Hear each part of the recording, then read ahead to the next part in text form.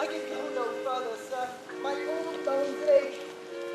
There's a maze-trodden bee through forthright and the others. By your patience, I needs must rest. Oh Lord, I cannot blame thee, who am myself attached with weariness to the dulling of my spirits. Even here I will put off my hope and keep it no longer for my flatterer. He is drowned who must be straight to find, and the sea mocks our frustrate search on land. Well, let him go. I'm right glad that he's so out of hope. Do not for one repulse forgo the purpose you resolve to effect. The next advantage will we take throughly. Let it be tonight, for they are pressed with travel. They will not nor cannot use such vigilance as when they are fresh. I say tonight, no more. What harmony is this, my good friends? Hark! Marvelous sweet music. Give us kind keepers, heavens, what were these? Living jewelry. Now I will believe that there are unicorns, that in Arabia there is one phoenix throne, one phoenix at this hour reigning here. I'll believe both, and what does else one credit come to me, and I'll be sworn 'tis true. Travelers never did lie, though fools at home condemn 'em. If in Naples I should report this now, would they believe me? I should say I saw such islanders. For certes, these are people of the island, who though they are of monstrous shapes, yet know their manners are more gentle kind than of our human generation you shall find many. Nay, almost any. Honest Lord, thou hast said well. Some of you that present are worse than devils. I cannot too much muse such shapes, such gestures, and such expressing, although they want the use of tongue, a kind of excellent discourse. Praise in departing. They vanish strangely. No matter since they left their viands behind, for we have stomachs. Will you please taste of what is here? Not I. Oh, faith, sir, you need not fear. When we were boys, who would believe that there were mountaineers, dewlapped like bulls, whose throats had hanging at them wallets of flesh? Or that there were such men whose heads stood in their breasts, which now we find each putter out of 5 for 1 will bring us good warrant of. I will stand to and feed, although my last. No matter, since I feel the best is past. Brother, my lord the Duke, stand to and do as we. You are 3 people of sin, whom destiny, that hath to instrument this lower world and what is in it, the never sufficient sea hath caused to belch up youth. And on this isle London doth not inhabit, you most men being most unfit to live. I have made you mad. And even with such like valor men hang and drown their proper selves. You fools! I and my fellows are ministers of faith. The elements of whom your swords are tempered may as well wound the loud winds, or with the mocked axe stabs kill the still closing waters as diminish one doubt that's in my opinion. My fellow ministers are like invulnerable. If you could hurt, your sons are now too massive for your strength and will not be afflicted. But remember, for that's my business too, that you 3 from Milan did supplant good Prospero, exposed unto the scene which hath acquitted him and his innocent child, for which foul deed the powers delay not forgetting, having sensed the season shores, yea, all the creatures against your peace. Be of thy son, Alonso, they do bereft, and do pronounce by me lingering perdition, worse than any death can be at once, shall step by step attend you on your ways, whose wraths to guard you from which here in this most desolate isle, else falls upon your heads, is nothing but heart sorrow and a clear light ensue. In the name of something holy, sir, why stand you in this strange stare? What is monstrous, monstrous? Methought the billows spoke and told me of it. The winds did sing it to me in the thunder, that deep and dreadful organ pipe pronounced the name of Prosper. It did base my trespass. Therefore my son Enthusiast bedded, and I'll seek him deeper than air plummet sounded, and with him there lie mudded. But one fiend at a time, I'll fight these legions over. I'll be thy second. All 3 of them are desperate. Their great guilt like poison given to work a great time after. Now games to bite the spirits. I do beseech, you that are of the subtler joints, follow them swiftly and hinder them from what this ecstasy may now provoke them to. Follow, I pray you.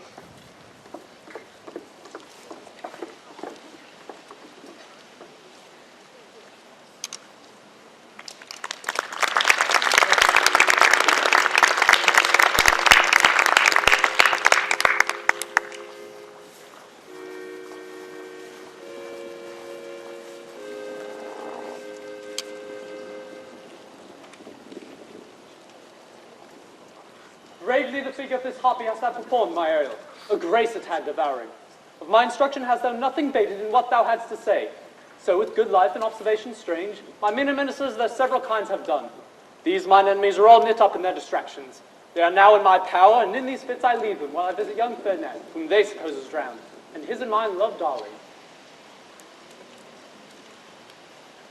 If I have too austerely punished you, your compensation makes amends, for I have given you a third of mine own life, or that for which I live, whom once again I tended to thy hand. All thy vexations were the trials of thy love, and thou hast strangely stood the test. Here, afore heaven, I ratify this my rich gift. O Ferdinand, do not smile at me that I boast of her, for you will find she will outstrip all praise and make it halt behind her. I do believe it, against an oracle. Then, as my gift and thine own acquisition, worthily purchased, take my daughter. But if thou dost break her virgin not before all sanctimonious ceremonies may with full and holy rite be ministered, no sweet aspersion shall the heavens let fall to let the contract grow, but barren hate, sour eye disdain, and discord shall bestrew the union of your bed with weeds so lowly that shall make you hate it both. Therefore take heed, as Hymen's lamp shall light you. Sir, as I wish for fair issue, quiet days, and long life, with such love as it is now, the murkiest den, the most opportune place, the strongest suggestion our worser genius can, shall never melt mine honor into lust, to take away the edge of that day's celebration, when I shall think, or Phoebus's steeds are founded, or night kept chained below. Fairly spoke. So with her then, she is thine own. What, Ariel, my industrious servant, Ariel? What would my potent master? Here I am. Thou and thy meaner fellows your last service did worthily perform, and I must use you again in such another trick. Go bring the rabble over whom I give thee power here to this place, and set them to quick motion, for I must bestow upon the eyes of this young couple some vanity of mine art. It is my promise, and they expect it from me. Presently, I with a twink. before you can say come and go and breathe twice and cry, so, each one tripping on his toe will be here with moth and bone. Do you love me, master? No? Dearly, my delicate Ariel, do not approach until thou dost hear me call. Well, I consent. Look thou, be true. Do not give dalliance too much the rein. The strongest oath doth straw to the fire and the blood. Be more abstemious, or else good night your vow. I warn you, sir, the white cold burns in snow upon my heart abates the ardor of my liver. Well, now come, my Ariel, bring a corollary rather than want of spirit. Appear and hurtly. No tongue, all eyes, be silent.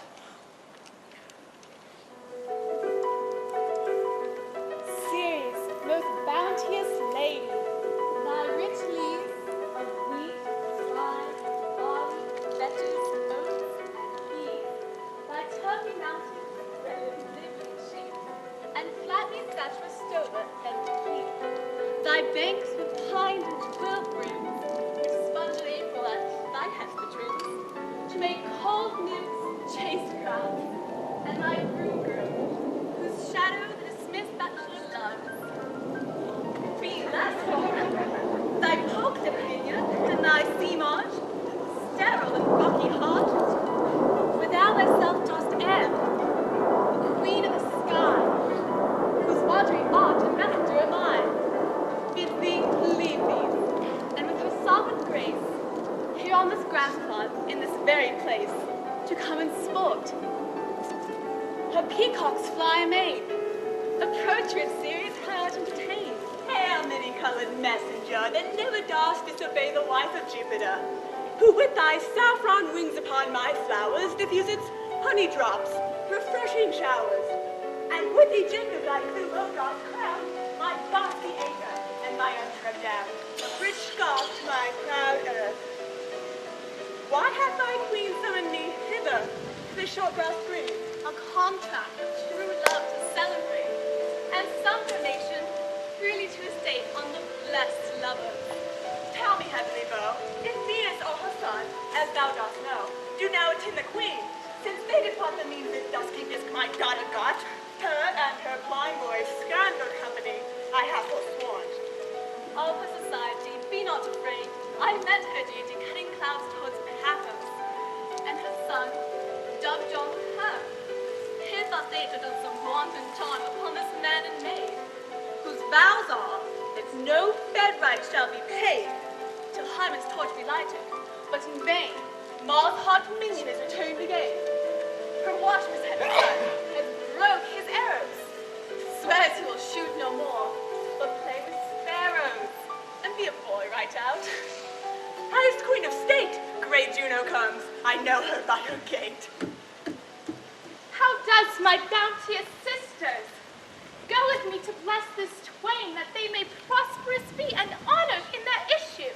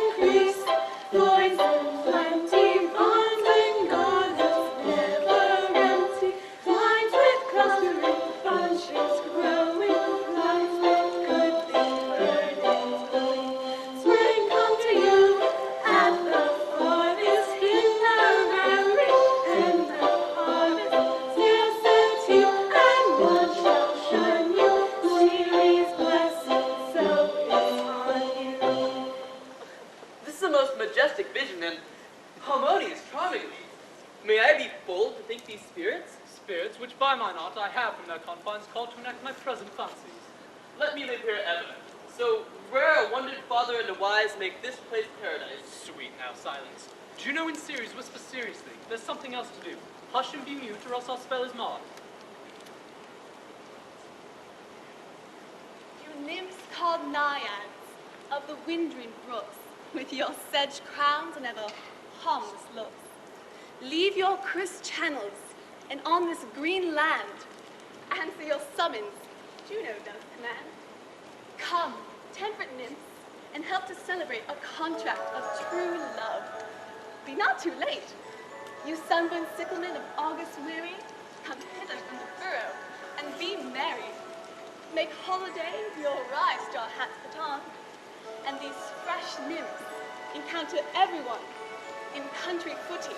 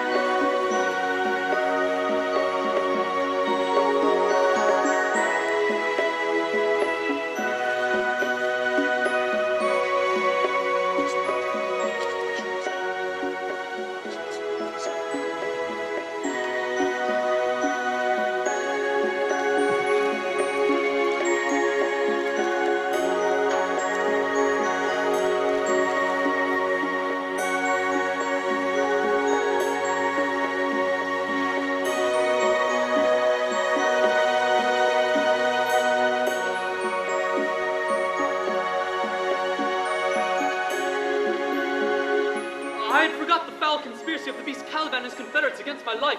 The minute of their plot is almost come. Well done, avoid no more. This is strange. Your father's in some passion that works him strongly. Never till this day saw I in touch with anger so distempered. You do look, my son, in a mood sort, as if you were dismayed. Be cheerful, sir. Our revels now are ended, and these our actors, as I foretold you, were all spirits, that have melted into air, into thin air. And like the baseless fabric of this vision, the cloud-capped towers, the great palaces, the solemn temples, the great globe itself, yea, all which inherit shall dissolve. Like this insubstantial patient fadded, leave not a rack behind. We are such stuff as dreams are made on, and our little life is rounded with sleep. Sir, I am vexed. Bear with my weakness. My old brain is troubled. If you be pleased, retire into my cell and there repose. A turn or two I'll walk to still my beating mind. We wish your peace. Come with the thoughts, I thank thee, Ariel, come. Thy thoughts I cleave to. What's thy pleasure? Spirit, we must prepare to meet with Caliban. I, my commander. When I presented Ceres, I thought to have told thee of it, but I feared lest I might anger thee. Say again, where did thou leave these varlets? I told you, sir, they were red hot with drinking, so full of aloe that they smote the air for breathing of their faces, beat the ground for kissing of their feet, yet always bending towards their project. Then I beat my tabard, at which like unbacked colts they pricked their ears, advanced their eyelids, lifted their noses as they smelt music. So I charmed their ears. That, half-like, they my lowing told from to the briar sharp versus picking gossamer thorns, which entered their frail shins. At last I left them in the filthy mental pool beyond your cell, there dancing up to the chins that the foul lake overstung their feet. This was well done, my bird. Thy shape invisible retain thou still. The trumpery in my house, go bring it hither for stale to catch these thieves. I go. A devil, a born devil, on whose nature nurture can never stick, on whom my pains, humanly taken, all lost, quite lost. And as with time his body uglier grows, so his mind cankers. I'll plague them all, even to howling. Come, hang them on this line.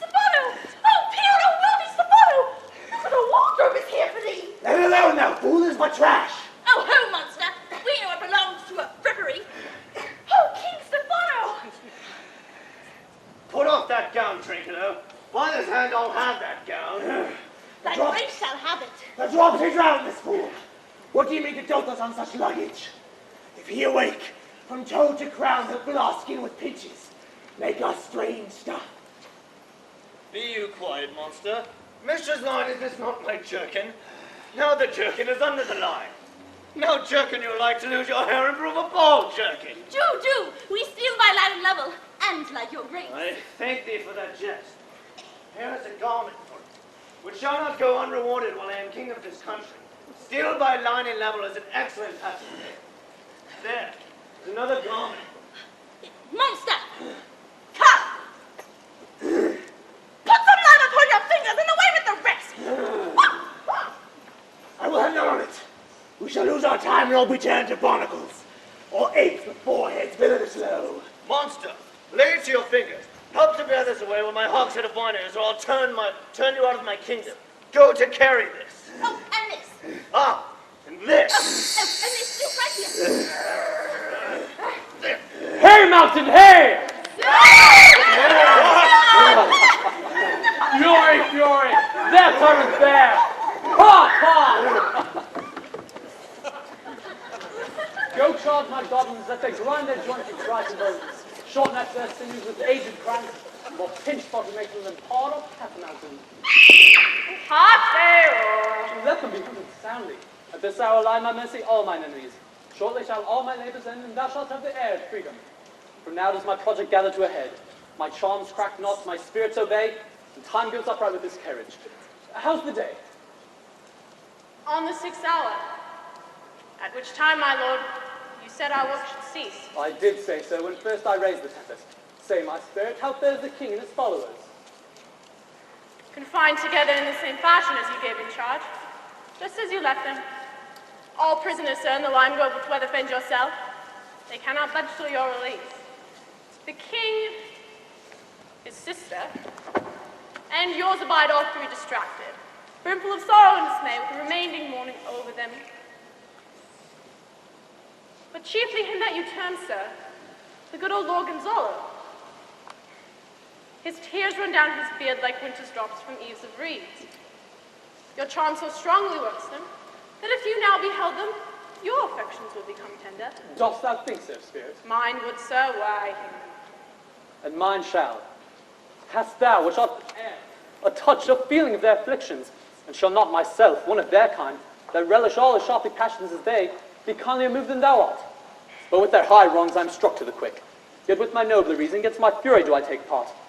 The nobler action is in virtue than in vengeance. They being penitent, the sole drift of my purpose doth extend not a frown further. Go release them, Ariel. My charms I'll break, their senses I'll restore, and they shall be themselves. I'll fetch them, sir. Ye elves of brooks, standing lakes, hills, and groves, and ye who with printless foot on sand do chase the ebbing Neptune, and do fly him when he comes back. You demi-puppets, whom by moonshine do the green sour ringlets make, whereof the ewe bites not, and you whose pastime it is to make midnight mushrooms that rejoice to hear the solemn curfew. By whose aid, weak masters though ye be, I have bedimmed the noontide sun, called forth the mutinous wind, betwixt the green sea and azured vault set roaring war. To the dead rattling thunder have I given fire, and rifted Joe's stout oak with his own bolt.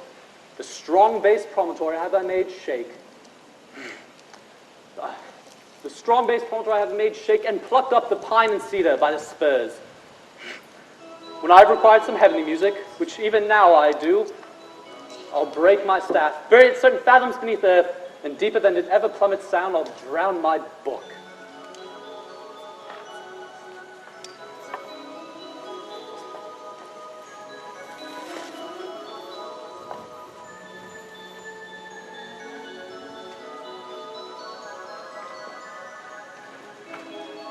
Soul mare and the best comforter to an unsettled fancy cure thy brains, now useless, boiled within thy skull. There stands, without spell stopped, holy Gonzalo, honorable man. Mine eyes even sociable to the show of thine fall fellowly drops. The charm dissolves apace, and as morning steals upon the night, melting the darkness, so their rising senses begin to chase the ignorant fumes that mantle their clear reason. O good Gonzalo, my troop is ever and loyal, sir, to him thou followest. I will pay thy grace home both in word and deed. Most cruelly didst thou, Alonso, use me and my daughter. Thy sister was further in the act. Thou art pinched for it now, Sylvia. Flesh and blood. You brother mine that entertained ambition, expelled remorse and nature. Sylvia, would he have killed your king? I do forgive thee, unnatural as thou art. Their understanding begins to swell, and the approaching tide will soon fill the reasonable shore that now lies foul and muddy. Not one of them that yet will look upon me, or would know me. Ariel.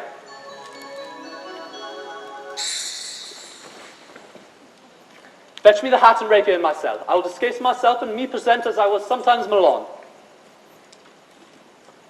Quickly, spirit, thou shalt be free.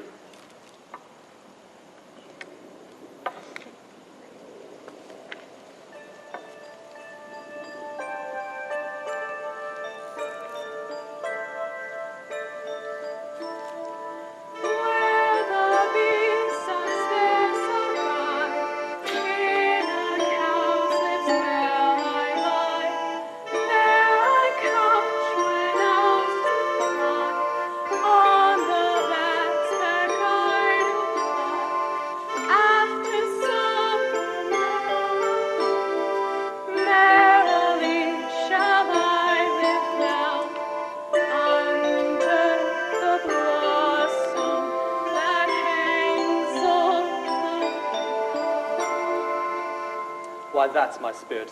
I shall miss thee, but then thou shalt have freedom. So to the kingship, invisible as thou art. There shalt thou find the mariners asleep under the hatches. The master and the boatswain, being in wake, enforce them to this place. And presently, I prithee. I breathe the air before me. In return, I'll hear your pulse twice beat. All torment, trouble, wonder, and amazement inhabits this place.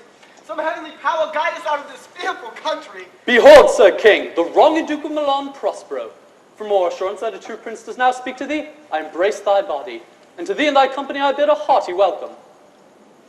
Whether thou beest he or no, or some enchanted trifle to abuse me, as I late have been, I not know. Thy pulse beats as of flesh and blood, and since I saw thee, the affliction of my mind amends with which I fear madness held me. This must crave, and if this be at all the most strange story. Thy dukedom I resign, and do entreat thou pardon me my wrongs. But how should Prospero be living and be here? First, noble friend, let me embrace thine age, whose honor cannot be measured or confined. Whether this be or be not, I'll not swear. You do yet taste some of the subtleties of the isle that will not let you believe things certain. Welcome, my friends all. But you, my brace of lords, were I so minded I could pluck his highness frown upon you and justify you traitors. At this time I will tell no tales. The devil speaks in him. No! For you, most wicked sir, whom to call brother would infect my mouth. I do forgive thy rankest faults, all of them, and require my dukedom of thee, which perforce I know thou must restore. If thou beest Prospero, give us particulars of thy preservation. How thou hast met us here, who 3 hours since were wrecked upon this shore where I have lost. How sharp the point of the remembrance is. My dear son Ferdinand. I am woe for it, sir. Irreparable is the loss, and patience says it is past her cure. I'd rather think you have not sought her help, of whose soft grace for the like loss I have her sovereign aid, and rest myself content. You the like loss? As great to me as late, and supportable to make the dear loss have I means much weaker than you may call to comfort you, for I have lost my daughter. A daughter, oh heavens that they were living in Naples, the king and queen there, that they were, I wish myself, mudded in that oozy bed where my son lies.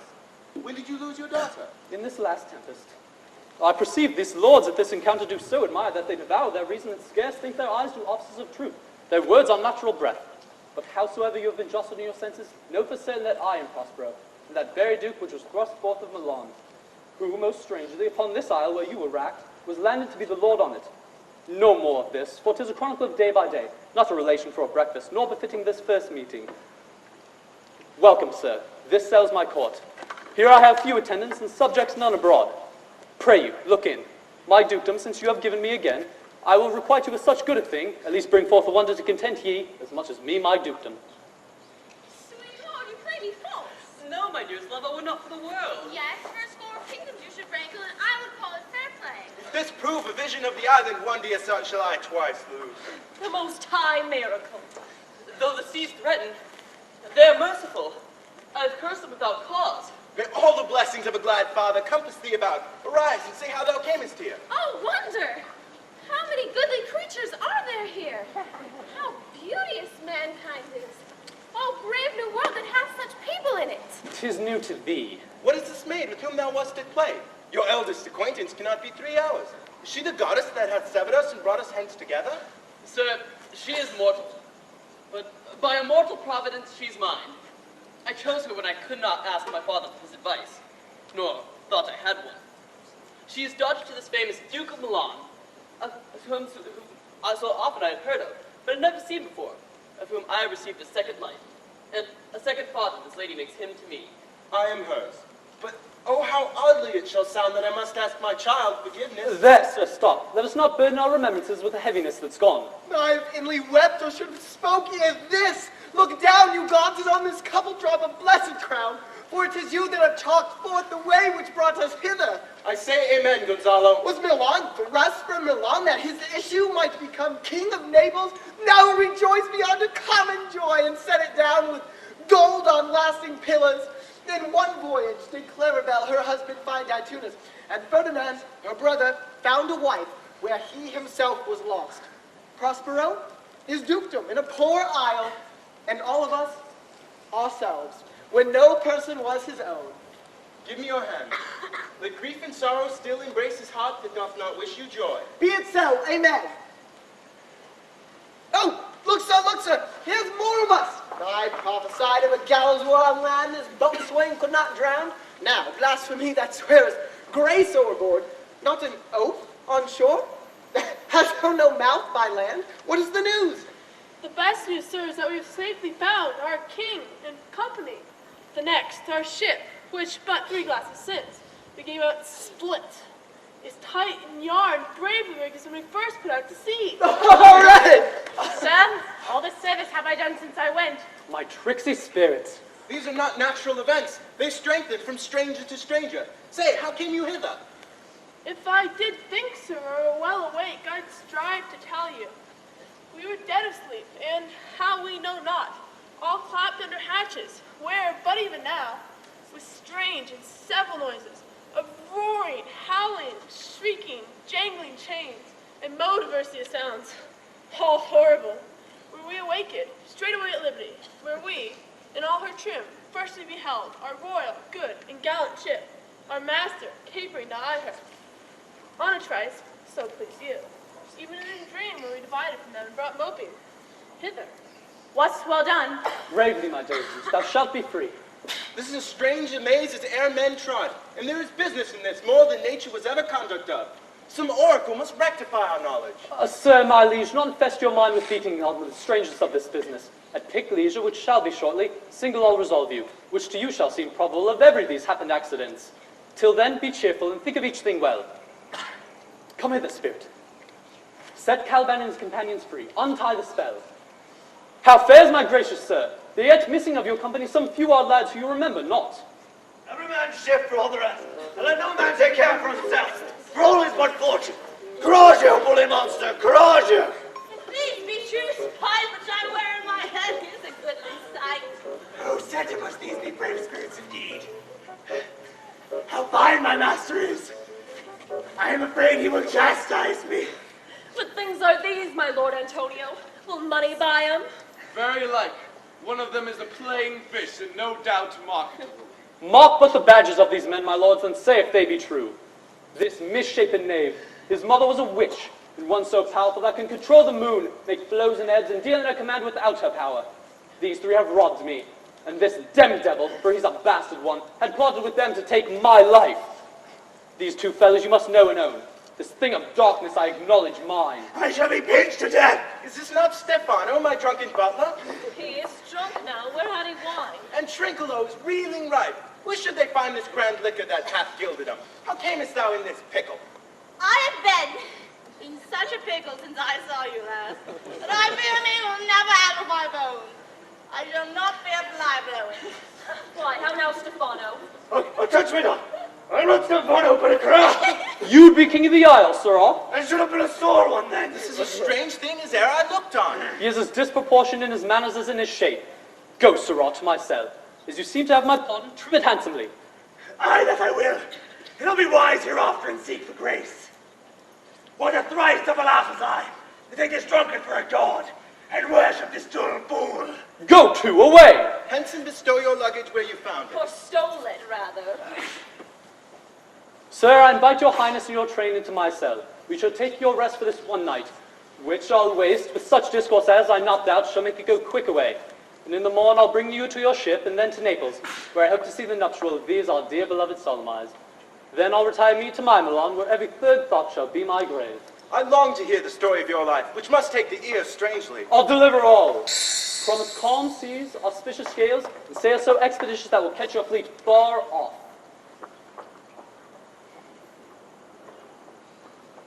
My aerial chick, that is thy charge, then to the elements be free, and fare thou well.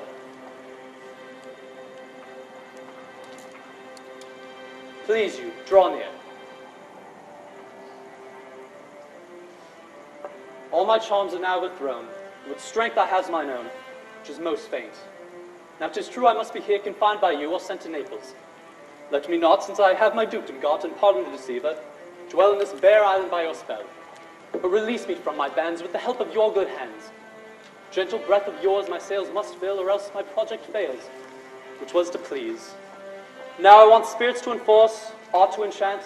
My ending is despair, unless I be relieved by prayer, which pierces so that it assaults mercy itself and frees all faults.